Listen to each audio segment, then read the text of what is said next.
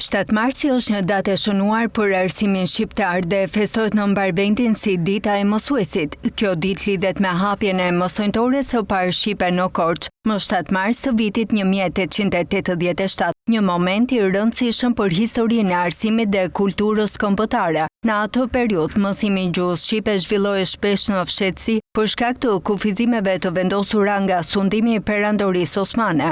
Hapja e kësaj shkolle u bë e mundur fal përpjekjeve të rilindasve shqiptar, Naim Frashëri dhe Sami Frashëri, të cilët arritën të siguronin leje nga sultani Abdulhamidi II për hapjen e një shkolle shqipe për djem në Korçë. Mësojntoria u kthye shpejt në një qendër të rëndësishme të edukimit kulturor dhe patriotik. Në të mësohej shkrimi dhe këndimi i gjuhës shqipe, gramatika, historia, gjeografia, aritmetika dhe edukimi fizik. Megjithse autoritetet osmane lejuan vetëm për nxënës të krishterë, shqiptarët nuk ju bindën lejes dhe lejuan edhe fëmijët musliman. Në vitet e para të funksionimit, rreth 200 nxënës ndoqën mësimet, duke e kthyer këtë institucion në një shembull të bashkëtesës dhe përhapjes së dijes. 4 vite më vonë, po në Korçë u hap edhe shkolla e parë shqipe për vajza nga Gjerasim dhe Sevasti Qirjazi, një hap i rëndësishëm për përfshirjen e vajzave në arsim. Sot, ndërtesa e mësojntores së parë shqipe në Korçë është një monument i rëndësishëm i trashëgimisë kulturore, ku pasqyrohet historia e shkrimit dhe librit shqip, që nga abetaret e para